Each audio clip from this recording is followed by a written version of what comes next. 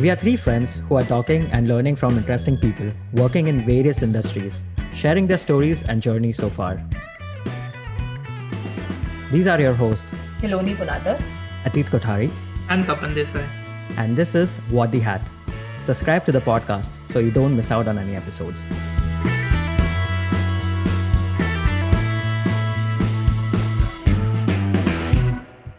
So everyone, today we have Jayam Vora with us, and let's deep dive into our conversation and know more about his journey. Like, you had an interesting transition from engineering to a startup, right? As a serial entrepreneur also. So what led you to this path? So I think, I think part of it was just destiny and part of it was me wanting to do something out of the box.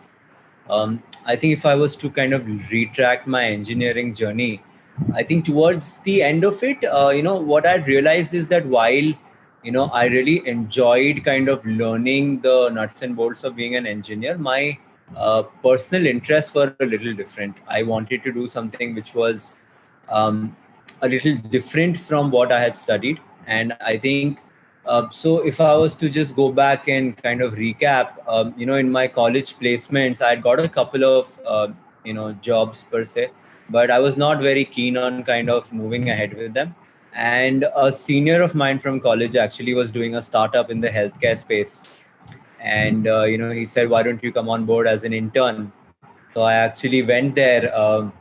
And surprisingly, so he had told me that there were around 14 to 15 interns, from the same college that had actually, worked with him. But I think a day into my internship, he said, why don't you do a permanent job? So that came kind of as a surprise to me. And I said, okay, this makes sense. So I think that was my, I think it was more luck that actually ended up there. And, my first job was a startup. I worked there for a year. And I think what I realized is that the kind of work that you get to do in a startup and the ability to build something from scratch was something that really excited me. And personally saw that, and I was there in that company for a year. I saw it, kind of go from say 4-5 of us to 200 of us in the first year, right? And that's when I said that, hey, this is what I want to do. I don't think I could do a standard job.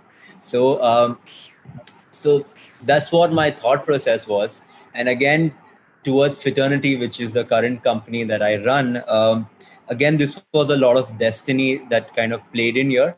So on a Tuesday in 2013, someone told me, hey, there's this platform called LinkedIn. Why don't you update your resume? And I said, hey, I have a job at a startup. I don't need to do that. But then I went on that platform. I found it good and I updated my resume. Okay. And on a Wednesday, I got a message from this particular lady who was starting a startup called Fraternity. And she was saying that, hey, I'm doing research and I found your profile online. Can we connect? And that for me is clear destiny because, hey, if I had not updated my LinkedIn profile, she wouldn't have found it, right? And I think that's when I kind of met my co-founder. And I think from there, I was, she had done a conventional job before. I had only done a startup. And I think it was a good match. And I think that's when we started off with Fraternity. And completing, I think, around 7 years in this space. For me, I think the way I look at, working my entire life, I doubt that I'll be able to do a conventional job. For me, I think it's about the fast-paced life. And I think I've got used to it. Obviously, there are a lot of ups and downs in this kind of space, but I think I'm used to it now. So I love what I'm doing now. Yeah, if that answers your question, right? Yeah, absolutely. It's amazing how destiny played a role, right? So random. I think even Uber had a similar story, right? Where he just posted a tweet like he's looking for a co-founder, and the rest is history, as they say. Yeah. That's and a as fun you story. rightly said, like once an entrepreneur, always an entrepreneur. It's very difficult to go back to something different, and probably also like the kind of energy and the feel that you get by making even the smallest decision turn out into something substantial. I mean, it's a different feeling overall. So Jam, you talked about Fraternity. So we know you met your co-founder from LinkedIn, but like, how did you guys think about Fraternity, and like what led it led to the launch? Because Fraternities was like in 2008-13, that's way ahead of its time, having an online platform for gym and activity. So like, how did you guys come about with the idea? I know, I think very valid question, right? I think, see, when we were looking at the space in 2013-14, what we realized is that, the Indian ecosystem from a startup and an online platform point of view was really booming, right? But when you look at the way it was kind of growing, everyone was trying to make you travel, buy stuff, rent cabs, do a bunch of load of that. A lot of spend was happening on healthcare, but actually there was no one who was focusing on preventive healthcare or fitness, right? And I think that's what really struck us. We said that, hey, there's a marketplace for absolutely everything in the world right now except for fitness and health, right? And I think that's what really inspired us. See, I think the reason why we feel this is important is that if India is to actually get to that 5 trillion economy number, you need, the major component of that is actually a very strong workforce, right? And your workforce remains strong when they are both mentally and physically fit. If your employees, your co-partners, if they're fit, and we all know that when you're fit, your decision making is enhanced, your ability to kind of put in long hours is enhanced. And we said that this is something in India which is really going to shoot up. And that's when we kind of got started with Fraternity. Now, if I was look at it in the quantitative point of view, I think 2-3 data points really shook us, right? One was on Google. There were more than 13 million searches happening on fitness near me as a keyword term in India in 2013. That's massive, right? And what percent of Indians are working out? The answer was very less. So the idea and the thought process was that preventive healthcare fitness is in conversations currently. People are on the fence, hence they're going online. 99% of gyms in India don't have a website. So that latent demand that is getting created online is just going waste. So can a platform come in, provide that bridge for you to move from just intent that I want to get fit and searching for a gym to actually going ahead and taking the next step, right? And I think that's where Fraternity was born. And initially it was a discovery platform which helped, say, you familiarize with fitness centers around you and help you take an informed decision, which in India at that point was very difficult. And the local search engines were more horizontalized. So really knowing what's the best gym, what kind of yoga class is not dingy, but the right one for you to go was actually a challenge. So I think that's how we started. What were like some of the initial challenges? I mean, getting so many fitness centers on board, each of them having their own model of like onboarding people. What were like initial set of challenges that you faced when you were like starting out, getting the right set of people or more set of like basically workout places on your platform? I think, we run a marketplace, and every marketplace has the backbone of its supply, right? And I think what we realized over a period of time is that we really need to bring about behavioral change in the way suppliers in India are kind of conducting their business, right? So if I was to retrack the challenges and the journey, I think the first challenge was actually creating a standardized rate card for a gym. I mean, when you're in India, and I'm sure you guys must have done this, you walk into a gym, the person who bargains the best goes out with the best deal, right? That's how it used to work. You bargain your heart out, you pay by cash, and you get a membership, right? So we said that this doesn't work. We need to standardize this. So I think the biggest challenge that we faced early on was to actually convince gyms to say that, hey, if you're listing yourself online, the lead generation model will not work. It has to be a transactional model, the way it is in travel space, in the e-commerce space. So you have to put out a standardized price and then give the ability for a user to actually buy at that price, right? I think that was the biggest challenge, in my opinion. It took massive legwork and massive effort to kind of, get these gyms to agree to that.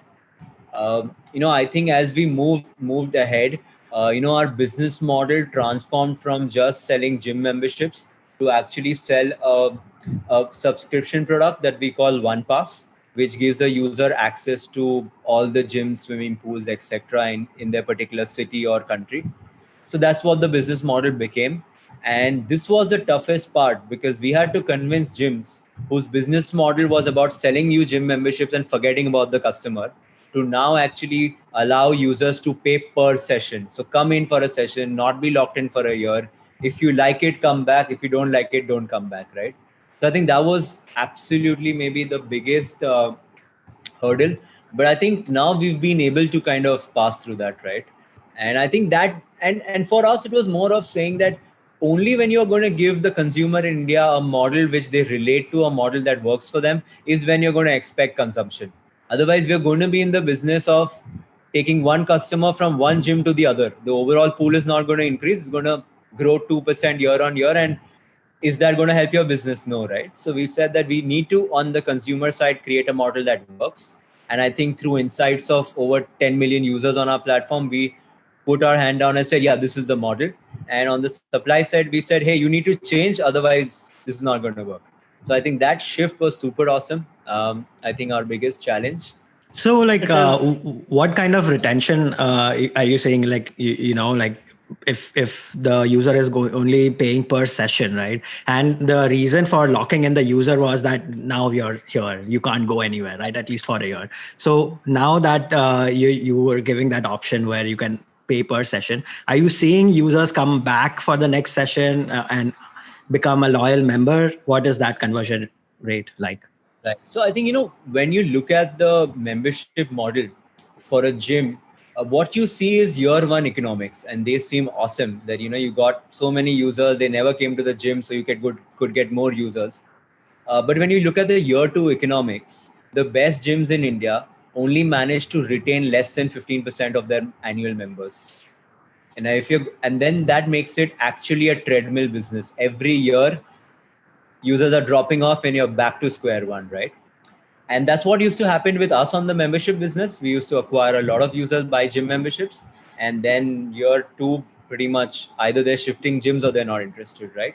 So that's when we came up with the per use model, and we came up with the subscription model.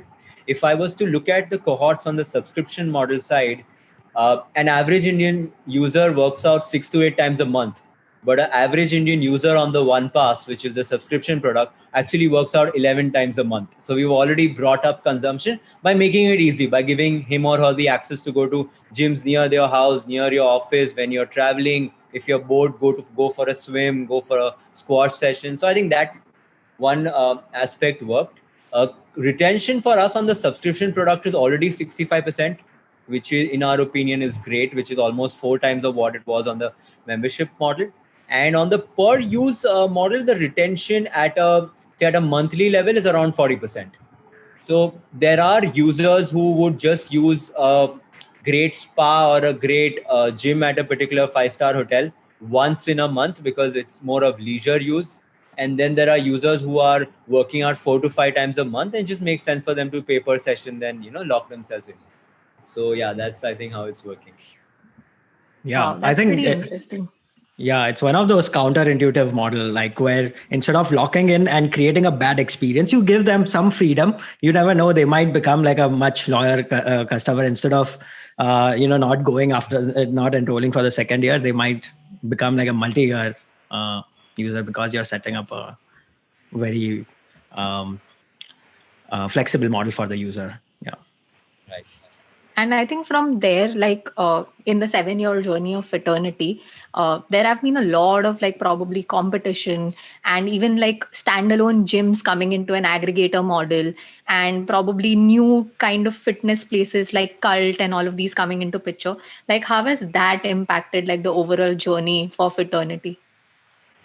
Right. So I think we've seen competition in multiple formats. As you rightly put it, one has been the marketplace model, which is similar to ours. There were a lot of bright companies trying to do this. There were around 14, 15 companies, in our space. Just fortunately, we've been the first movers. We've been able to scale up, raise money at the right time. So we've fortunately been a step ahead. And I feel given COVID now, I don't see too much competition left in the marketplace currently. I think on the other side, it's very interesting when a particular gym chain or a set of gyms try to delve into technology themselves, then that becomes comparative in its own sense, right? But I think what we really focus on and what we believe is that 98% of service providers in India are standalone. These are either, your yoga classes or your standalone gyms. So what we're really trying to aggregate and standardize is that 98%, right? And for the remaining 2%, it would always be the relationship that a Marriott hotels would have with a booking.com. You're never going to go off the booking.com, but you're going to run a loyalty program which will say supersede it, right? So I think that's the kind of relation or synergy that we have with these gym chains, who do that. And I think, see, we've I think where we drive our uniqueness is from the point that we'll be able to offer a lot of convenience, variety, and flexibility that a standalone center or a chain cannot. And I think that works very well for a segment of users, and it also works very well for large corporations. So today, if you're a company wanting to have your employees start a fitness activity, conventionally you would either open a gym in your center, or you would give them a gym membership near office. But what if the guy wants to work out near their house, right? What if the women do not want to go to the gym? What if they want to go dance class? What if someone wants to play tennis, right? And I think those are aspects that kind of help leverage our position as against other competition. And then you talked about your partner. So like, how is working, like starting a company with a partner, and how have you guys divided your role? And like, did you have to argue about what role you guys were going to play, or it just fell into place?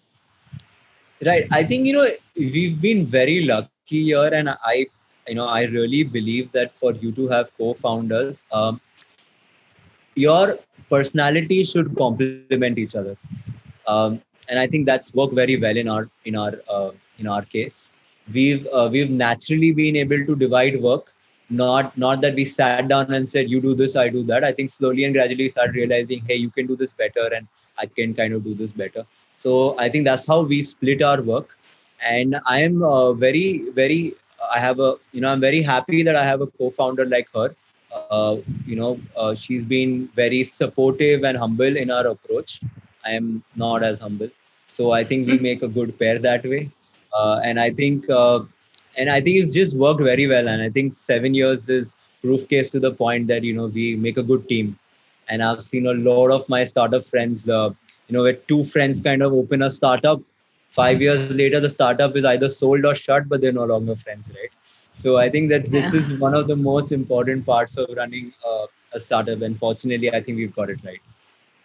I mean, unless, we do an interview a year later and we've split, then I don't know. But currently, it's all going. Awesome. And I think from there, like, since you were scaling up into a model from where you had enough suppliers and now it was more from a customer acquisition point of view, like, what were your key places where you were able to kind of narrow down and double up on, okay, these are the places where we are getting like maximum ROI on our customers, or best retention on our customer, or the quality of customers is better? Like, how did you divide your own marketing funnels? Yeah, so I think, that's a very interesting question. I think, see, the way we looked at it, we believe there are 3 sources through which you can amplify your marketing effort. The first is actually the gym. So if you're going to make 5,000 gyms into 5,000 retail mouthpieces for you by having the right, interesting branding at those outlets, you're going to reach out to 5,000 into all the members who come there, right? Which is more than like 500,000 people. So I think that was very important. We tried to come up with really cool, quirky branding that we could set up at the gyms, which subtly put the point forward in the right manner. We saw that working very well because a lot of Instagram posts used to have #fraternity and, our collaterals in the background. So I think that was good. I think the second mode that works for us is word of mouth. And I think we try to super incentivize that with a referral program. So we incentivize user X to say that invite another 10 users and we're going to make your membership free for the next year, right?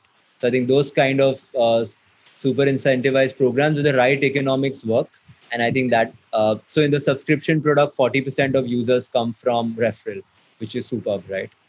And I think the third channel that has worked very well for us has been social, because I think on social people are kind of looking at things very aspirationally.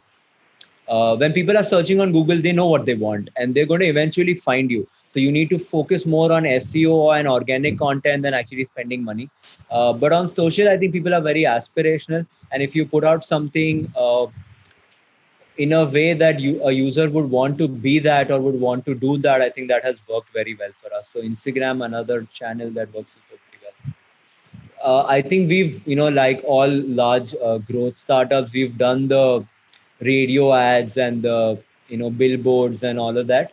But I feel that from a real ROI point of view, if you get 1, 2, and 3 right, I think those metrics will always give you better economics than all the large formats of marketing, which are obviously needed as you scale up and it gives you fast money. But I think having a strong foundation is very important. Absolutely. I mean, every brand does try like all the mediums and then figures out, okay, what's working best for them. And like you rightly said, like social has been a primary thing for aspiring and also for accountability. Like a lot of people are able to have that engagement and retain that because a lot of people use social as an accountability platform for their health fitness journey. Cool. So how do you continue to learn and, to stay on top of things within your role? Do you have certain, like subscriptions? Maybe you read a lot or you meet a lot of people. Right. I think, in a startup, there's endless learning, because what happens is that you're constantly evolving as a company, right? So say Fiternity 2 years from today, say for example in 2017 was at around 2 million users, and currently it's at say 11 million users, right? So that exponential growth keeps happening every 2 years, and hence the way you have to go about your work, and that scale up tremendously teaches you a lot, right? If I was to just recap my journey as a startup founder, you've pretty much done everything. You've done everything from accounting to business development to marketing to technology to fundraising, legal, all of that, right? I mean, I had never imagined that I would actually be filing year-end financials. This is something I never liked doing, but now you have to do that. I never thought that I would actually kind of be reading, agreements, that we have with our investors. Again, that's such a different learning, right, from the usual. So I think a startup will always have endless learning. That is obviously in the case that the startup is growing in the way you want it to grow or proportionately. I think I don't know if you can keep yourself ahead of the curve, but I think you have to keep yourself nimble enough to bend with the curve here. I think what really helps is to not make the same mistakes twice. What really helps here is to kind of, learn from a lot of consumer insights and look at things more differently over a period of time. I think, at least in my opinion, what I feel is that the way I used to look at consumer supply has automatically evolved due to the work and exposure of the last few years. So I feel that every time we scale up, I have also been able to scale up myself personally and as a derivative of the company scaling up, and not by any isolated upskillment, right? And I feel that so it's great to kind of have mentors, and we have a lot of great people supporting us. But I think what we've at least learned the hard way is that in the end it's your decision, and in the end you need to kind of know what you're doing, right? Because the amount of time that you spend uh, doing what you're doing in the company, no one has spent so much time in doing what you're doing. So you're the best person to take that call. So I think that's the way we look at it. And I think one thing that we've really learned over a period of time is that don't ever get emotionally attached to certain aspects of your business. So if you launch something new and it fails, then it's okay. I mean, you need to let it go. I think the faster you let it go, the faster you'll be able to do something else. And I think at Fiternity, we've really evolved. We've changed a lot of things. And I mean, I personally few years back thought that a gym would never kind of work on a paper session model. And I thought that all that is not ever going to work. And now I feel that if they, that's the only model they should work on, right? So I think that's a lot of change in thought process. Yeah. And so how do you tackle all the biases? Like how do you change your mind? It's so difficult to change, one's mind. Do you rely a lot on data or like some certain, do you have any models that you follow? And also to like add to Atit's question, like as an entrepreneur, I keep facing this decision-making dilemma, like constantly having that insight as to, is this gonna lead into the right direction, or is this the right scale-up decision that you're making? So how do you like kind of tackle that as well? Right. No, I think very valid question. So I think, so I think, see, there are 2-3 ways to look at it, right? If you have a company who has done this before, I think for a lot of entrepreneurs, it's about doing what the other company's done right and not doing what they've done wrong, right? And I think there is no loss of pride in accepting that. I think that's a way also to kind of build a successful business. I think in our case, what has happened is that there's not enough proof case in the market because we are the first movers in India, and India is a very different market from any part of the world, right? So I think we've kind of taken a decision to rely on 70% data and 30% gut. I think that's the only way we think that decisions can be made. And I'll tell you why. I think 70% data because I think there's enough data which can sometimes, it may not give you it may not tell you what to do right, but it can definitely tell you what not to do. So if you're thinking that, hey, this is what we want to do, and then you look at the data set and realize that nobody's interested in this, so don't do this, right? So data will never tell you what you should do, but it'll definitely tell you what you should not do. And I think gut is very important because if you're a first mover, it's about saying that, hey, my user doesn't know what he wants or what she wants. So if you spend enough time in this space, then it is your job to kind of come up with something and feel that this is what my user will want and go ahead and take that decision. But I think you should always keep yourself on a short leash. So the size of the decision will kind of help you govern or understand how much time you need to see whether it's working or not. So if it's a very large scale up, then you need 12 months. Sometimes, you prematurely look at data for 6 months and say, hey, this is not working. And then maybe it would have actually worked, right? Which has happened with a lot of companies.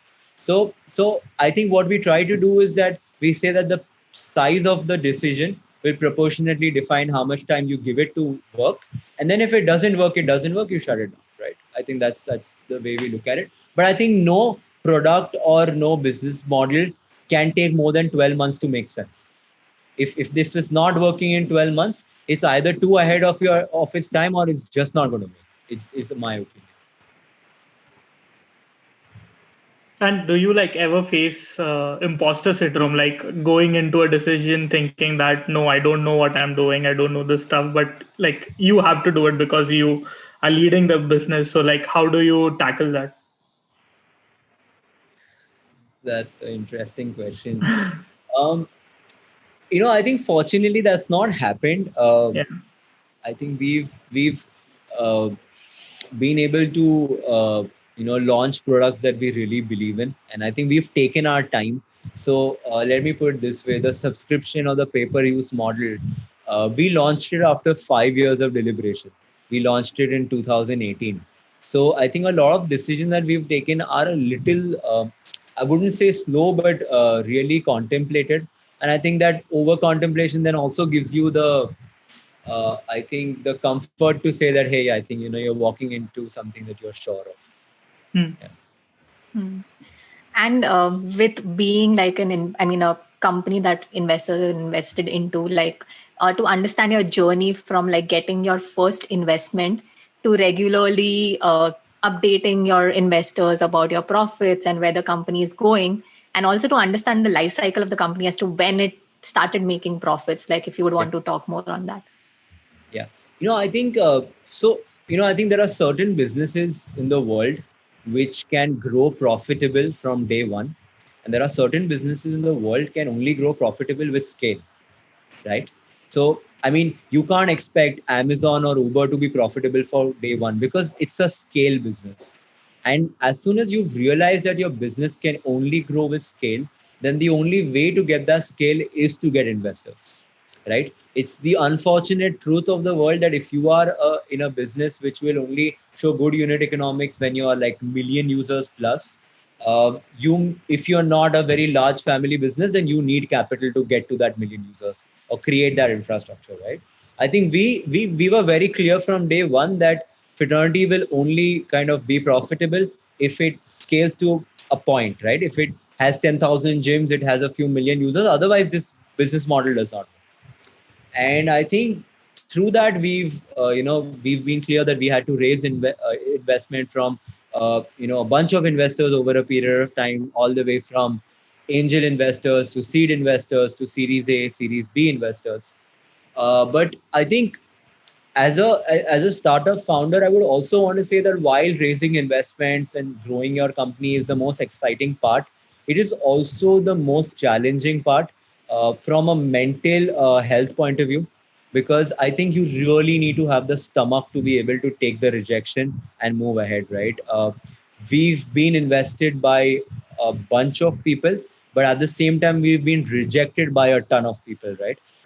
Because you will definitely find great visionaries who will invest into you, who believe in you, and that feels great. But you'll also find a ton of people, successful people, who won't believe in your idea and who will kind of reject it. So it's I think it's a journey that a startup founder really needs to get used to.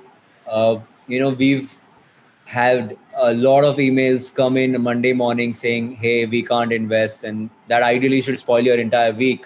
But you need to like stomach that and go to office and keep doing what you're doing, and then hope that one of the Monday emails say that, hey, we want to invest into you, right?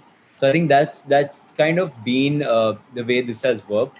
For us, I think we've not only looked at raising money from venture capitalists, we've also raised money from some of the largest family houses in India, some of the most in the, I would say, in some of the top businessmen in the country. And I think along with that money, that also brings a lot of expertise and that brings in a lot of learning from these individuals, because I think they're able to explain businesses and economics of a different world, which is not the startup world.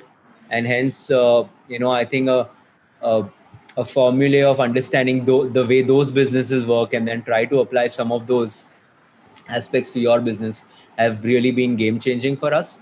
So yeah, I think we've raised, I think, in a total of, I think, $8.5 million over the last few years. Yeah, I think that's where it is. But I think also along with the investments, your investment raise gives you the best jokes that you can live on till your next investment raise. So if someone asks me that what are the best funny moments of your startup journey, 9 out of 10 of them are with investors. So I think that's also one really funny way to look at it. So what are the biggest area you're curious about right now in your field? I think COVID's hit fitness in a good and bad way. In a bad way because traditionally fitness was done through service providers, right? Your yoga teacher, your gym, your CrossFit box. So that almost pretty much shut down across the world, right? And while some people are still now kind of venturing into gyms, I think the larger mass is still waiting for the vaccine to come in before you will kind of enter the gym or your CrossFit box, right? So I think that was the bad part of it. The good part of it was that I think the awareness that fitness in India would have received in 5 years kind of happened in 5 months, right? Because of the fact that fitness and immunity are so closely, integrated. So we feel that there are so many people now who are working, running, cycling, doing so many things that at home to keep themselves fit. And I feel that slowly, those users will also start working out through professional services. What is really interesting to see is that whether they will prefer going to the gym or whether they will continue working from home, and how will that dynamic shape up, right? My personal opinion is that 70% of people will still walk into a gym or class, because I think it's much more I think vibe and atmosphere driven when it comes to fitness. But I also do feel there will be a large set of users who will just want to work out at home through videos and different formats. So I think that's an area that I am very interested to and intrigued. We've seen companies like Peloton do so well in the in this COVID period. Will that trend continue? Will people look at home equipment? I don't know. That's something I'm very interested in. But I think, see, um, the other way for me to look at it is that when we started Fraternity, there was, every company has a 1 point vision, right? Our vision was to make India fitter. And I think now, given the pandemic, the ethical and moral obligation on wanting to achieve that vision is so much more, right? Because we honestly feel that, with pandemics like this, you realize that it's actually your health and fitness that is the differentiator, right?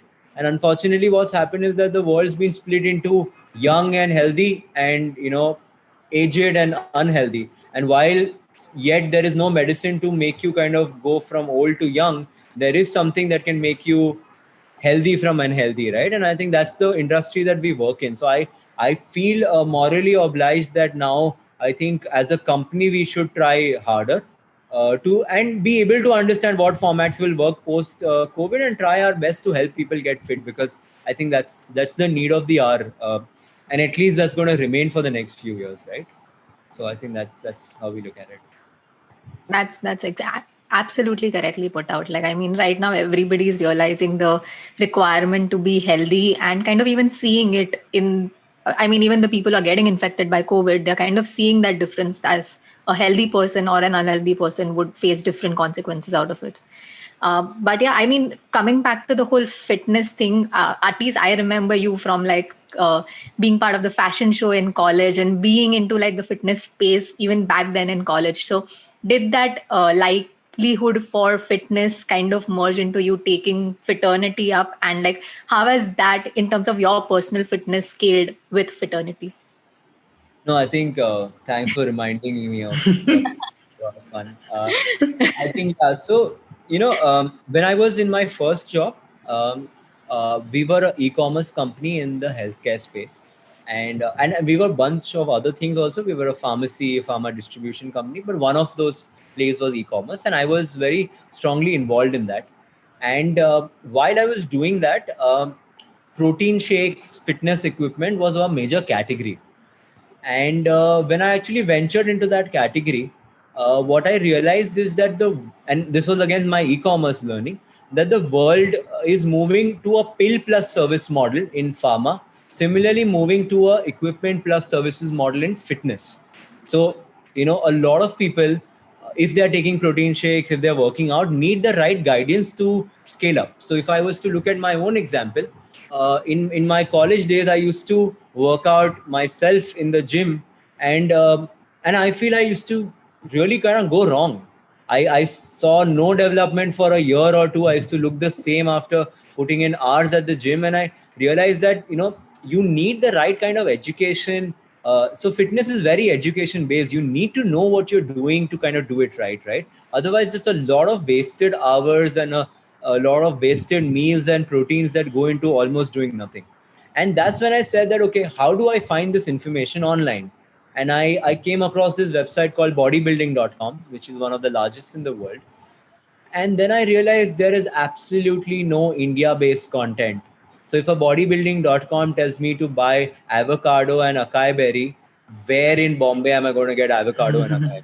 So I said, hey, there is absolutely a dearth of content, which is coupled with a dearth of ability to find the right service provider and like-minded people. So what we launched Fraternity in the start as was not just a discovery platform for fitness services. We used to also have a very strong focus on blogs and articles on Indianized content for fitness, food, mental well-being, and there was a community-based aspect.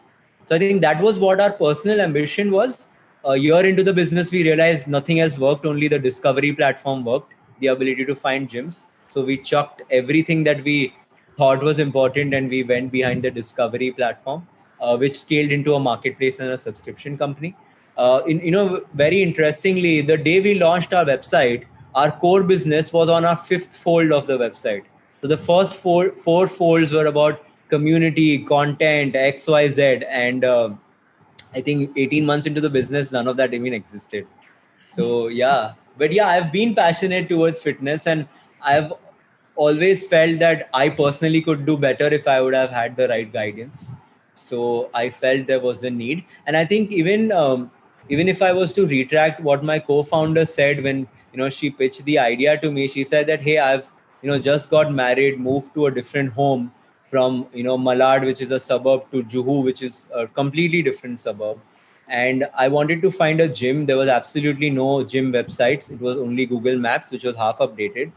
And I wanted to call a yoga trainer, and I looked up Just Dial, and then the person came home, and I was scared looking at that person, and I realized this was not a good choice. And the fact is that was true. There was no validated information out there basis which you could take a decision, right? So I think that was our personal journeys into starting fitness. Yeah. Yep. And that's all about your physical health. But I think you also mentioned about your mental health and how like entrepreneurial journey kind of takes a toll on that as well. So like, what do you do to kind of have a sanity check or keep that in place?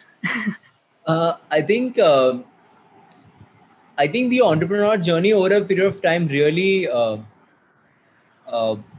kind of fine tunes the way you think towards things. It definitely makes you very humble, because the kind of along with the success, the kind of failures that you see and are really are really like difficult to deal with, right? So you really kind of change as a human being, and I think you gear yourself to be able to kind of manage these situations better. A lot of people, a lot of times I've spoken at different colleges or different events.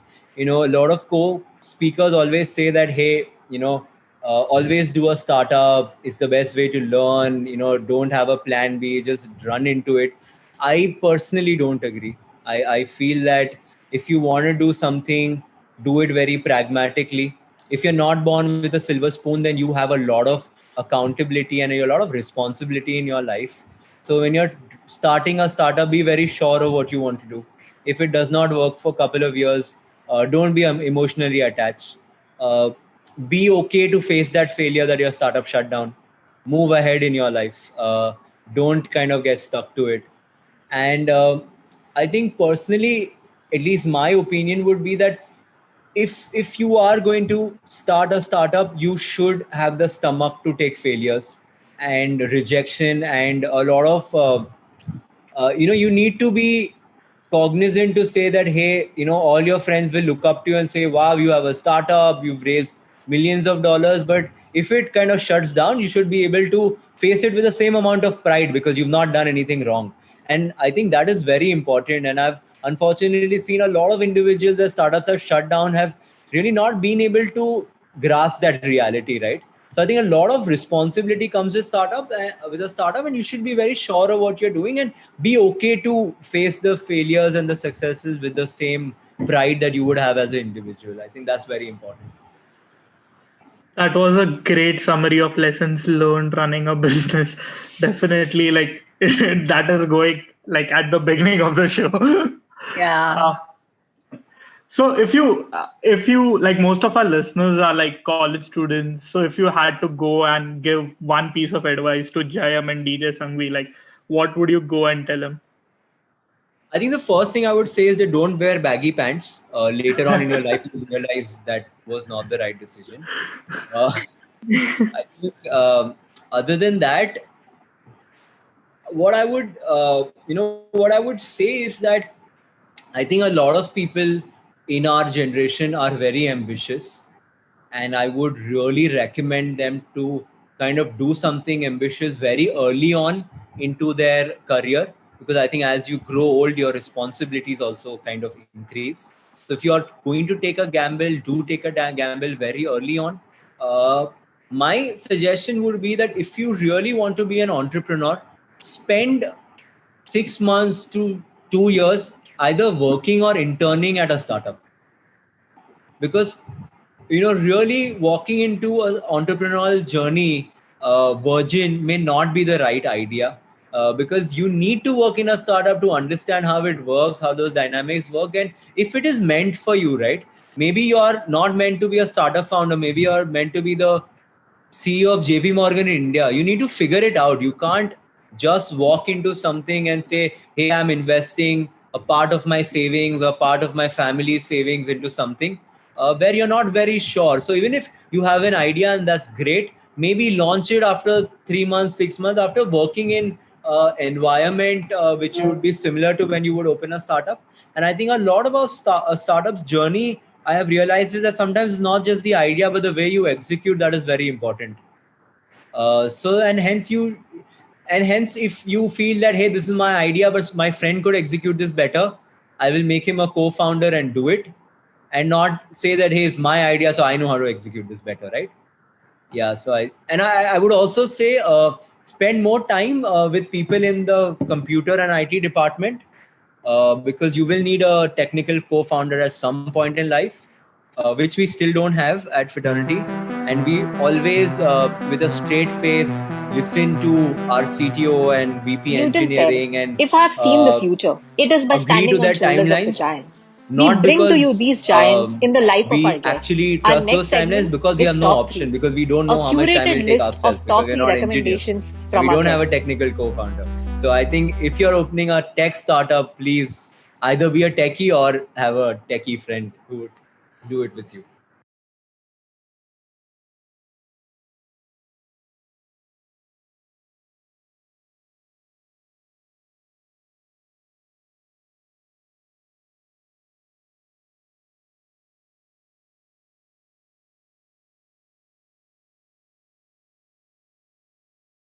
So we are moving on to our top 3, where we'll get some amazing recommendations from your end. The first recommendation that we would like to know about is the top 3 books that you like, and if you are a book gifter, which is one of the most gifted book from your end. So I'm really embarrassed about this, but I don't read. The only book I've completed is the first edition of Harry Potter. This was completely under peer pressure. I'm more of a movies person, so yeah, I think I can't give you some thoughts over here. That's perfectly fits into our next question. 3 movies or TV show recommendations. Okay, now this I can answer. I think the first movie I would recommend is The Lord of the Rings. I think no cinematic experience has been able to drive uh, those kind of emotions into any movie before, right? I think it is the complete set of experience that you could have in a storytelling format. So I think The Lord of the Rings, definitely.